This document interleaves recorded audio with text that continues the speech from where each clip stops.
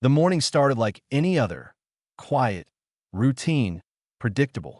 I was packing lunches for our two kids, helping my son with his shoes, and reminding my daughter to grab her homework folder. The usual chaos. That's when my phone buzzed. It was my wife, Claire. Claire worked for a large marketing agency headquartered in Austin, and her job often required short business trips around the state. Nothing unusual, but her voice on the phone that morning wasn't normal. She sounded shaken. "There's been a problem," she said, nearly whispering. "My purse, it was stolen at the hotel." I stopped what I was doing. "Stolen? How?" She exhaled sharply. "I left in a booth for just a second. I was dancing with the team after dinner. When I came back, it was gone. Everything. Cards, ID, everything." I told her I'd handle the credit cards. She needed to get to her meetings, and the hotel staff promised to check trash bins and lost and found. I wasn't thrilled about the carelessness, but I brushed it off. Everyone makes mistakes. Within 20 minutes, I had all her cards canceled before any charges could hit. Her wallet, with her driver's license, was still missing. Annoying, but fixable. While dealing with the cancellation emails, I spotted something I had never seen before, a printout from her Fidelity investment account tucked inside a drawer. It must have been left from the last time she organized bills. Her inheritance fund, left by her late aunt, had grown more than I expected. But what caught my eye wasn't the balance. It was the check withdrawal, a check written 2 days after her purse was supposedly stolen. The recipient, Bellamore Jewelers. I frowned. Claire hated jewelry stores. She rarely wore anything beyond her wedding ring. Why would she visit one, especially after claiming she had no cards or ID? I called the store. The woman on the phone told me Claire had brought in her engagement ring and wedding band to have them replaced because the originals didn't fit right anymore. Then she added something that made my stomach tighten. "We offer a 90-day return guarantee if the sizing is off. She can exchange them anytime." Exchange them? Why would Claire need to exchange wedding rings? A knot of suspicion twisted inside me. I tried to shake it off, but the feeling only grew heavier. I reached out to the hotel to request the incident report about her purse. Something didn't sit right. When the emailed document arrived, my breath caught. In the report, Claire stated that she left her purse in a booth where she was dancing. The tone felt casual. She also wrote that she did not notify police because she was too busy with client responsibilities. That wasn't like her. Claire was responsible, careful, methodical. If someone had stolen her purse, she would have moved mountains to find it. Instead, she acted like it was a minor inconvenience. By then, my mind wouldn't stop racing. What booth was she dancing in? Why did she buy new rings? Why hide the check? Why not report the theft? I began to retrace the timeline of her trip, her meetings, dinners, and breaks, looking for inconsistencies. There were plenty. My suspicion sharpened over the next few days. Claire was leaving for another short trip soon, this time to Denton, and she seemed oddly unenthusiastic about it. Usually she talked endlessly about her projects, but this time she kept her answers clipped and vague. That evening, while we were having dinner with the kids, I casually asked, "So, what's the point of this Denton trip?" She shrugged. "Just training. Nothing exciting." Her tone was flat, almost rehearsed. I suggested that maybe she could ask for a less travel-heavy position at the company. She told me she wanted to gain more experience first. Her words felt too polished, like she had practiced them. Later that night, she packed unusually light. She didn't bring her work portfolio inside the house at all. That was strange. She always brought it in to organize papers. But she didn't this time. Because she didn't need it for work? Because something else was inside? When she asked me to grab her suitcase from the garage, my mind was already forming a plan. The next morning, just before she left, I faked having a tire issue and asked for the keys to her car so I could take it to our friend Jerry, who ran a small auto shop. She handed the keys over without hesitation. My heart pounded the entire drive.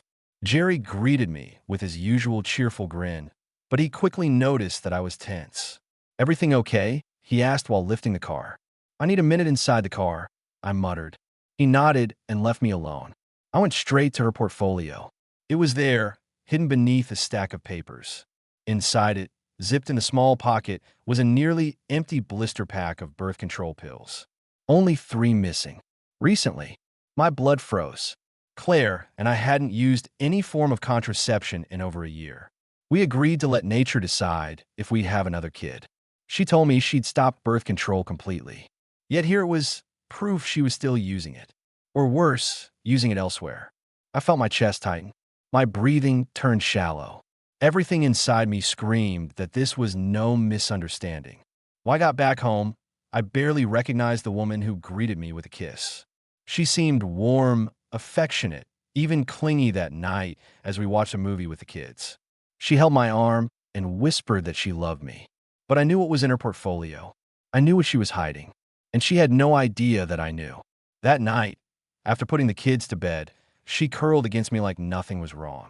I stared at the ceiling, feeling the cold weight of betrayal pressing down on my ribcage. I couldn't sleep. At dawn, when Claire finally left for her trip, I sat at the kitchen table replaying the last few months, rewriting our life through a new lens. And every memory looked darker now. I needed answers. Real answers. So I hired a private investigator. He had a team based exactly where Claire was staying. It felt like fate, like the universe wanted her truth exposed. I gave him the dates, locations, hotel, and schedule Claire had shared. He promised a report by Monday morning. Then I met with a divorce attorney, someone highly recommended by a friend whose own marriage had fallen apart. The attorney laid out the options. Texas was a no-fault divorce state, meaning her cheating wouldn't impact the legal process much. But custody? That was another story. If I could prove she was reckless, negligent around the kids, or engaged in risky behavior, I could strengthen my case. He agreed to start preparing the documents immediately. When Claire returned from her trip, she acted strangely defensive. She brushed off my offer to help with her laundry. She smiled too much. She asked too many questions about my day. And then the private investigator's report came in. It shattered everything. Photos of Claire at a hotel bar, wearing the black cocktail dress I had found, without her wedding rings, sitting closely beside a man I had never seen before, laughing, touching his arm, leaning into him like she belonged there. I scrolled through the images until my hand shook so badly I could barely hold the phone. My marriage died in those photos, and something else was born inside me, a resolve I had never felt before. I wasn't going to be the naive, loyal, devoted husband anymore. Claire had made her choice, and now I was going to make mine. When I woke the next morning, the house felt hollow. Claire had already left for work, and the silence pressed in on me like a heavy fog. I went through the motions, making breakfast, packing the kids' lunches, driving them to school. But inside, something had shifted. Something had hardened.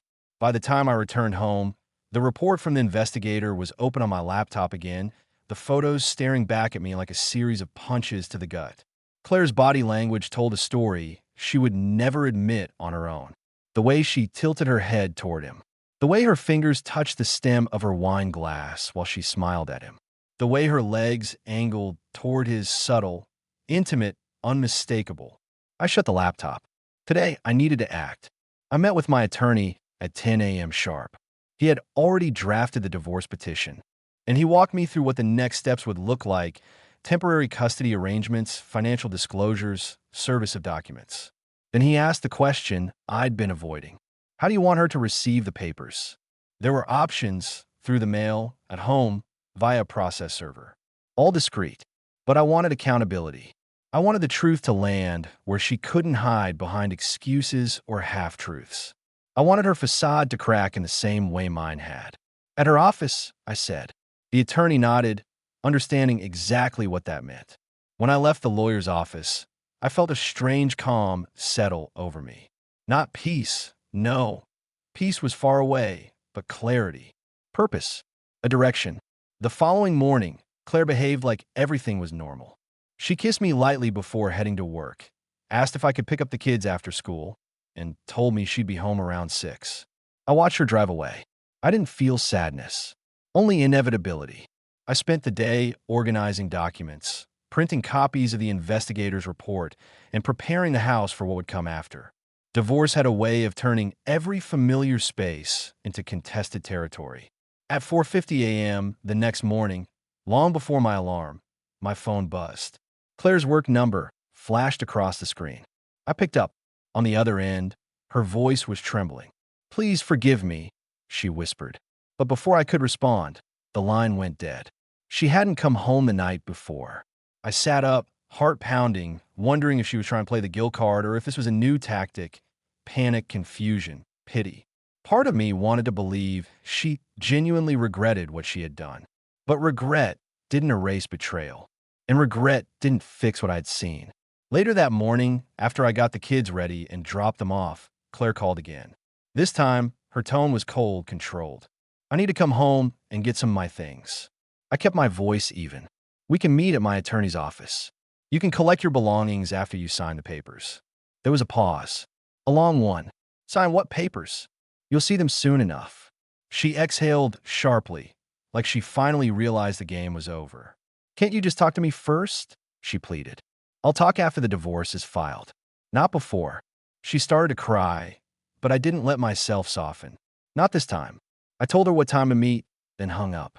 At the attorney's office, Claire looked nothing like the polished, confident woman in the investigator's photos. Her makeup was smeared, her hair messy, her eyes swollen from crying. She hesitated before signing each page of the divorce packet, her hand shaking. When she reached the last page, she whispered, "Please, don't do this. I made a mistake. I was confused. I wasn't thinking straight.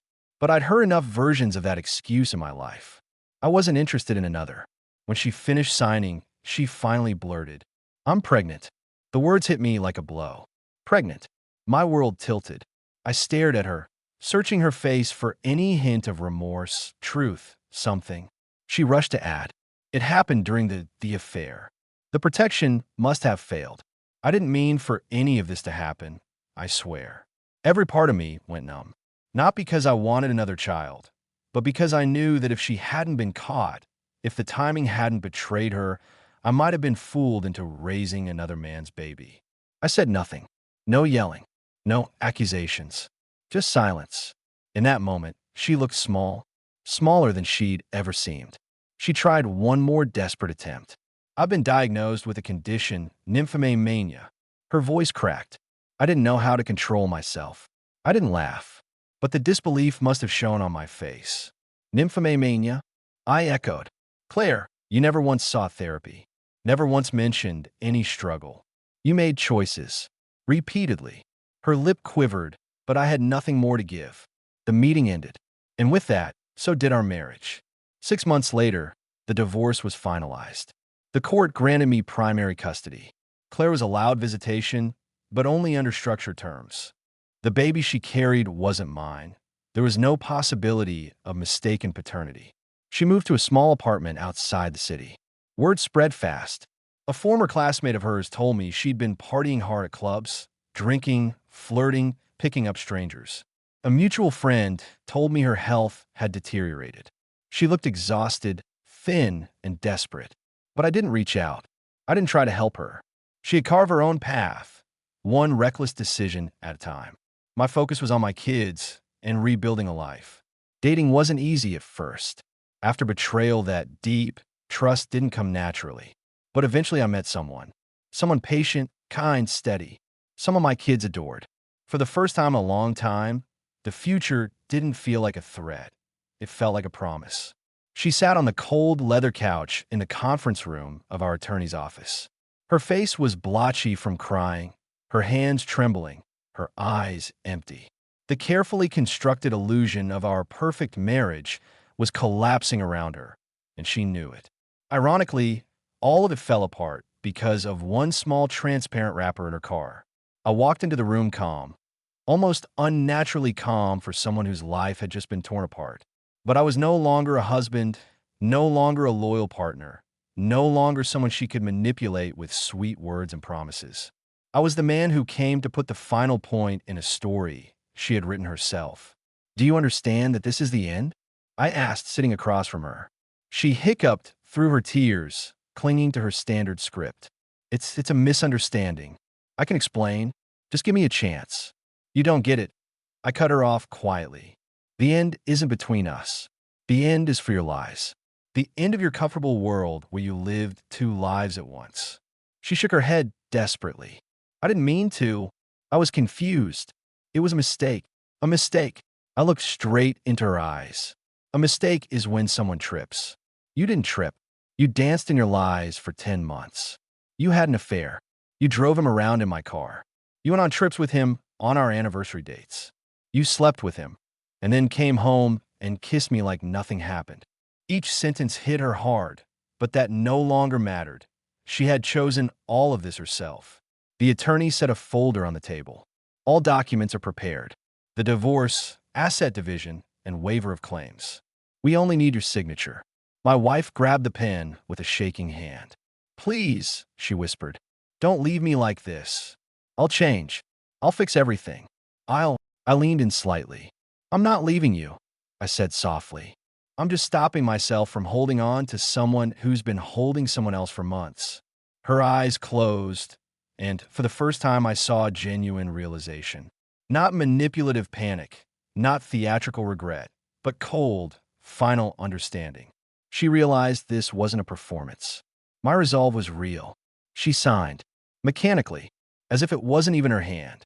When we stepped outside the building, she caught up to me near the entrance. Will you ever be able to forgive me? She asked in a broken voice. I will, I said. Someday, but not for you. For myself. I got into my car, my new car, the one without a single lie hidden inside, and turned the key. She stood on the sidewalk, small and lost, trying to gather the pieces of the life she had shattered. But that was no longer my story, no longer my burden. My story began now, clean, honest, and finally free. For the first time in a long time, I didn't feel anger, jealousy, or heartbreak. I felt lightness, freedom, the kind of emptiness you can build new life from. I drove away, without looking back. It wasn't the end, it was liberation.